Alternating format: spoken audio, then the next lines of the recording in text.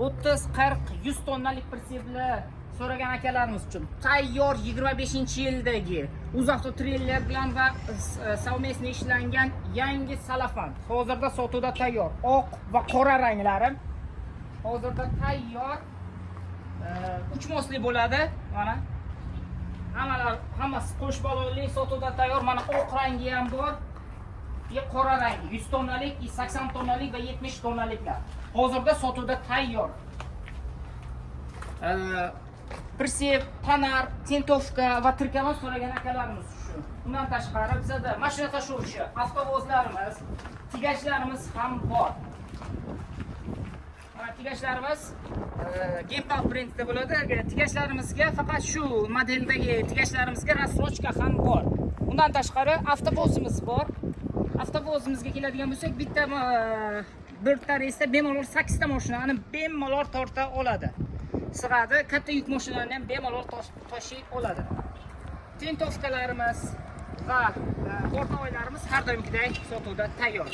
Barchasini nalichi, lizing yoki kredit qilib o'z nomingizga rasmiylashtirishingiz mumkin. Undan tashqari Faf brendi asosidagi 20 kubalik yangi 25-yildagi vodovozimiz ham yetib kelgan. Vodovozimiz qo'shimcha turbo shinaylari, nasoslari, turkovchi, tortuvchi va orqada ham suv sepuvchi va yuqorida ham suv sepuvchi nasoslari, ya'ni shinaylari bor. Vodovozlarimiz ham sotuvda tayyor 25-yil salafan yangi.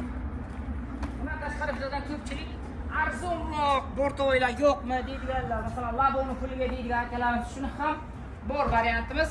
13.500 dollarga tem bortovoy. Bortovoyimiz 1.3 motor bo'ladi, atmosferni, benzin tanlamaydi. Bortning uzunligiga keladigan bo'lsak 275, eniga 170.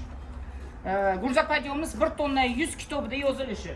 Bu bortovoyimizni bir balonlisi bor, orqasi va xuddi shu bortovoyimizni qo'sh balonlisi bor. Farqi faqat motorida bo'ladi. Bir balonlisi 1.3 motor atmosferni bo'ladi. Qo'sh balonlisi 1.5 atmosferni bo'ladi. Gurza podiyomimiz ikkovida ham 1 tonna 100 kitobida yozilishi. Konditsionerlari bo'ladi, benzin tanlamaydi, metan propan qo'ysa bo'ladi. Hammasi hozir sotuvda tayyor. Pritseplarimiz qo'shimcha ma'lumot uchun quyidagi nomerlarga telefon qiling.